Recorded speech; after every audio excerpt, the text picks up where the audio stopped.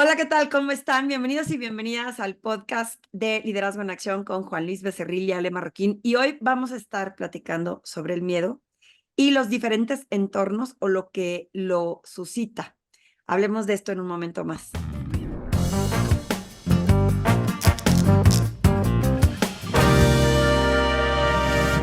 Y estamos aquí para hablar del miedo.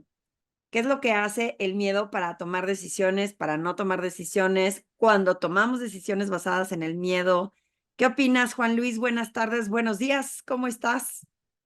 ¿Cómo estás, Ali? ¿Qué tal a todos quienes nos hacen el favor de seguirnos esta gran oportunidad para volver a conectar? Y pues el miedo es paralizante, sin lugar a dudas.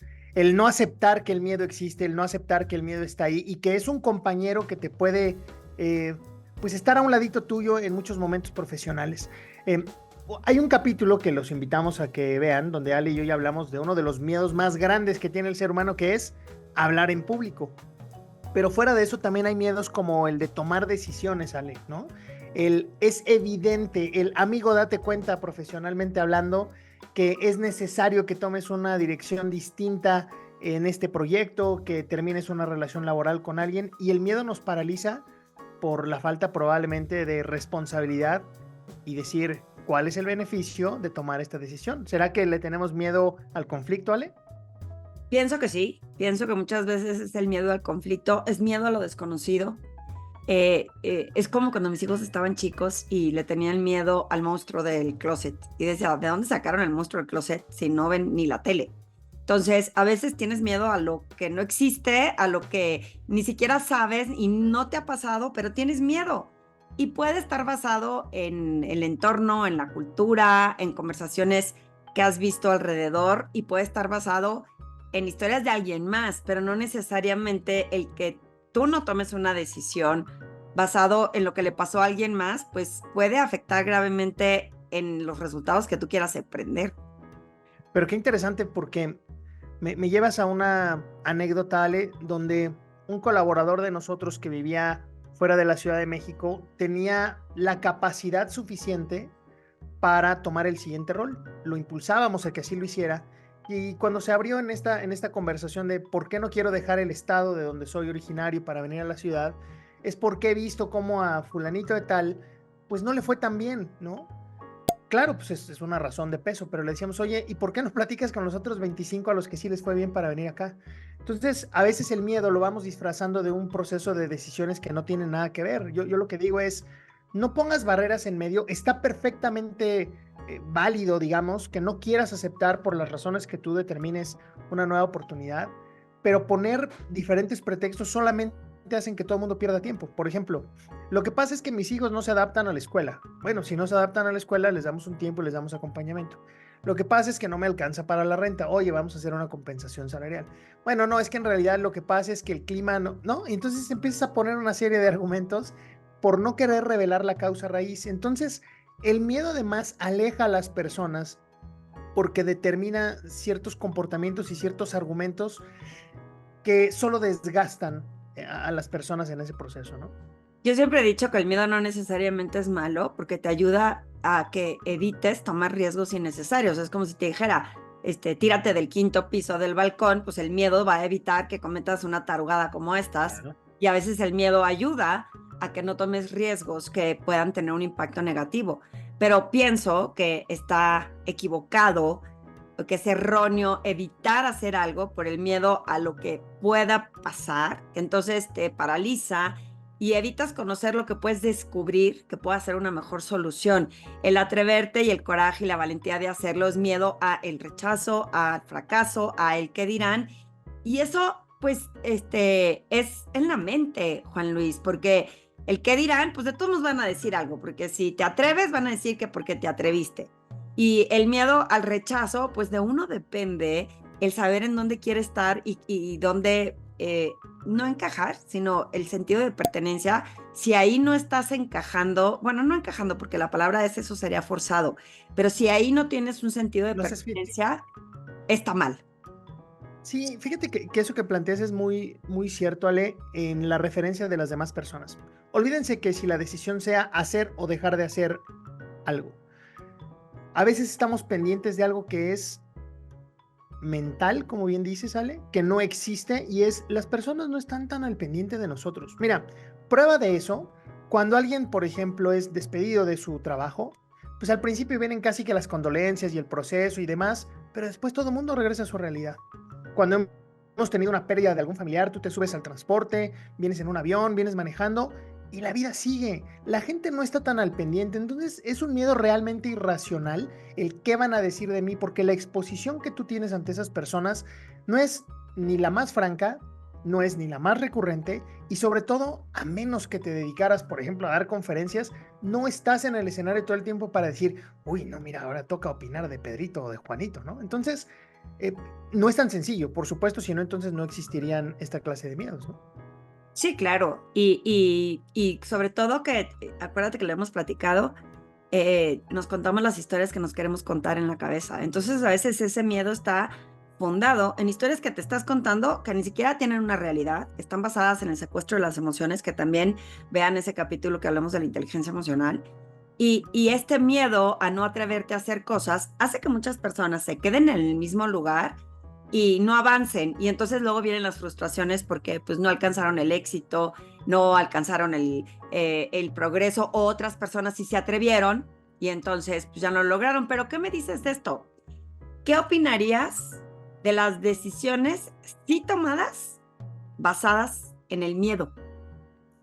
Qué buen punto, Ale. Primero, yo siempre he pensado que las decisiones no son malas o buenas. Tú tomas una decisión y tus acciones posteriores te llevan a que sean buenas o malas, pero a veces te orillan las circunstancias y creo que puedes generar una crisis adicional por reaccionar con miedo ante algo que te debiste haber tomado el tiempo. Entonces me parece que una idea que urge o o una decisión que necesita ser tomada con velocidad. Alguien decía en este bendito podcast que la prisa no es elegante, ¿no? No te lleva al lugar de manera más rápida en realidad. Entonces creo que tomarse el tiempo, por más miedo que haya alrededor de la toma de esa decisión, pero tomarse el tiempo correcto de decidir, y no estoy hablando de 3 semanas. ¿Qué tan necesario, a menos que estés configurado dentro del grupo de las fuerzas especiales en una guerra o seas de la Cruz Roja, qué tan urgente realmente en los negocios es tomar una decisión en segundos? Son pocas veces, ¿no, Ale? Entonces creo Pues que... voy a diferir, ya ves que nos encanta Dime, tener estas a ver. diferencias que son enriquecedoras. Recientemente tuvimos la oportunidad de dar un curso a una audiencia muy exigente y la autoridad, por decirle así, estaba midiendo el desempeño y el resultado de este curso.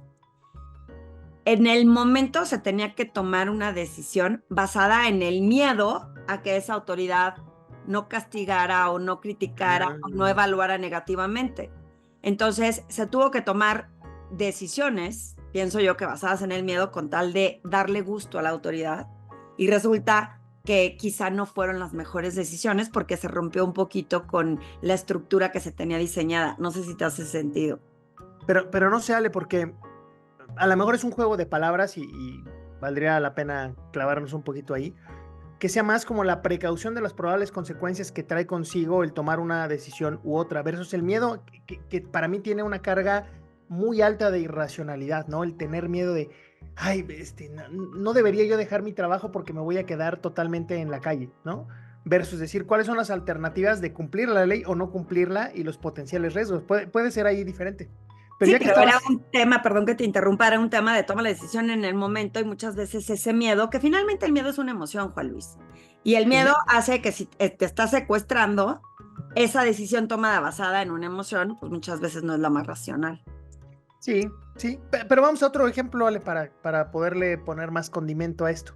¿Qué te parece el miedo que a veces tenemos de no cortar con un cliente, ¿no? Porque a veces estamos configurados y la lucha constante es de ganar la preferencia de un cliente, lograr que el cliente nos compre, nos recompre, seamos sus favoritos y demás. Pero cuando el cliente es complicado y tú quieres cortar esa relación, a veces dices, híjole, qué miedo, porque esto puede traer como consecuencia que otros clientes ya no me quieran comprar y porque se va a pasar el chisme. ¿Cómo lo has visto en tu experiencia? Yo sigo pensando que ahí es un poco ceder nuestro poder. Cuando tú no confías en ti, cuando tú no crees en lo que haces y que lo que estás haciendo está fundamentado o tiene valor, caes ante ese miedo y le das el poder a otros por lo que tú tienes que hacer.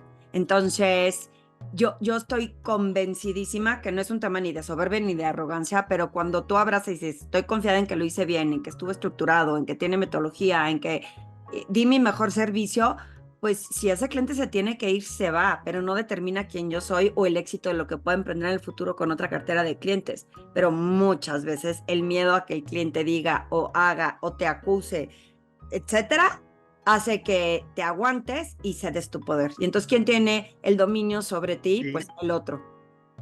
Ese es un gran punto y lo pienso también en esta frase que le escuchaba al dueño de una empresa y decía, no me dejen que me estrellen el vidrio. Si todos me están viendo o algunos de ustedes me están viendo que me voy a pegar en el vidrio, avísenme.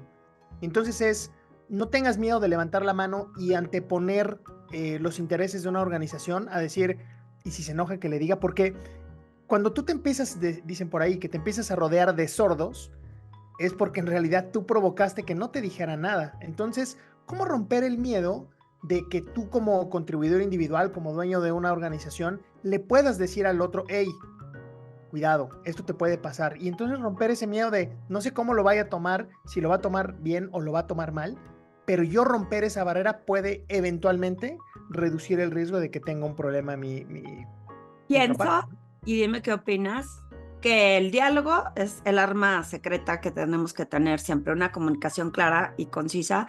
Todo depende de las formas en cómo le vas a decir al otro. O sea, el miedo de decirle algo a alguien es como le dices. Porque hay gente que no tiene miedo y viene y te dice las cosas tan abruptamente que ni siquiera le haces caso. Entonces, de nada sirvió ni siquiera que tuvieras ese coraje de decirlo, porque no tuviste el cuidado de ver cómo lo decías. Y luego, cuando tienes demasiado miedo y se nota, pero de todos modos lastimas, porque, perdón que te lo diga, o no quería decirte esto y espero que no sea imprudente y Con todo respeto. ya la vive, ándale, cuando dicen con todo respeto, dices, ahí Ya viene me mataste. duro y a la cabeza, ¿no? Entonces, ni siquiera es respeto.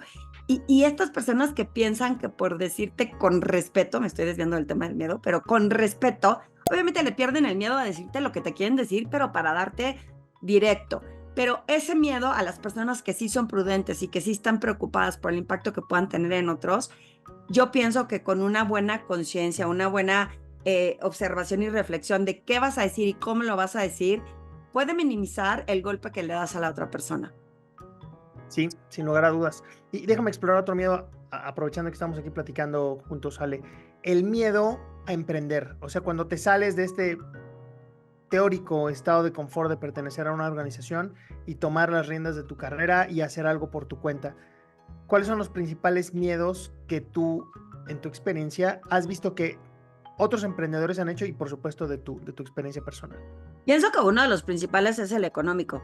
O sea, si voy a invertir dinero en un emprendimiento y lo voy a perder, tengo miedo a quedarme sin dinero. Entonces, pienso que es bastante válido, pero ese es el miedo en el que te digo que si hay un riesgo, qué tanto es el riesgo que quieres tomar y a tanto riesgo, pues tanta posibilidad de pérdida o de ganancia. Entonces, ese es un miedo bastante válido que tiene que ser explorado y Sí, sí. evaluado, ¿no? Con una estructura.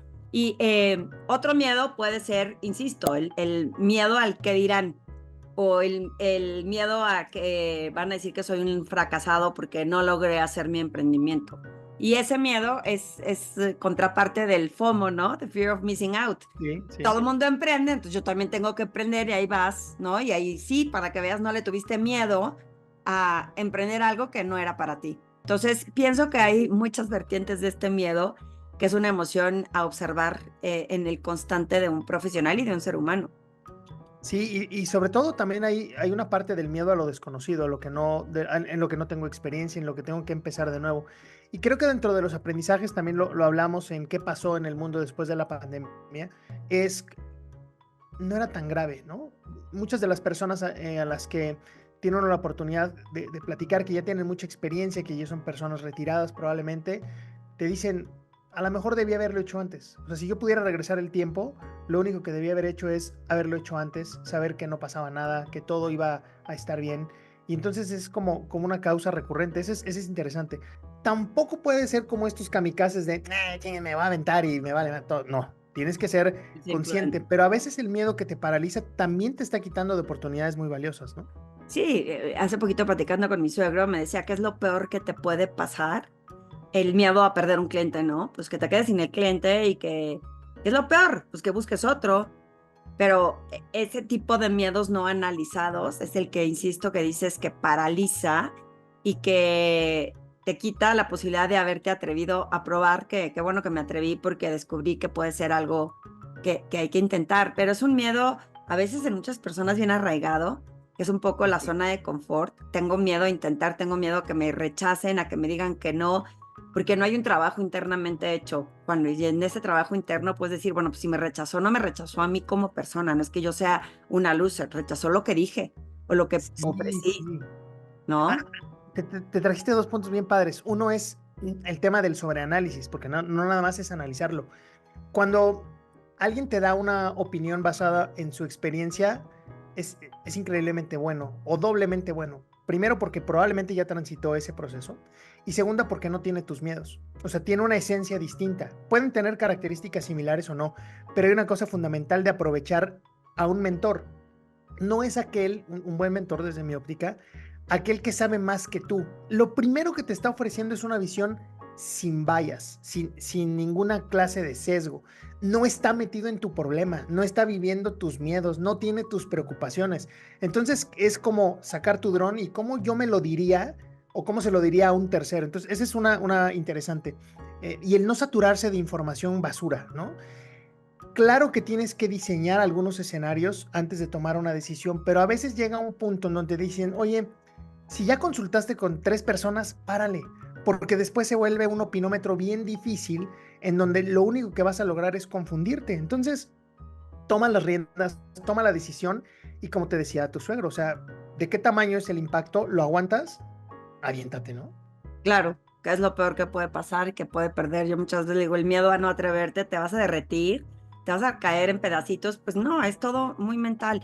Pero pienso que como tip y sugerencia para aquellas personas que suelen tener miedo, a veces inconsciente, es que se hagan, que se detengan a hacer este análisis de ver qué es a lo que le temes. Porque muchas veces son miedos infundados, o sea, ni siquiera tienen algo que los sustente y los justifique, y ahí estamos evitando tener estas oportunidades por por este miedo a qué riesgo debe de ser, como dices tú, y no tampoco aventarme imprudentemente, pero sí analizar, creo que se puede regular, aunque en ocasiones no lo ves venir.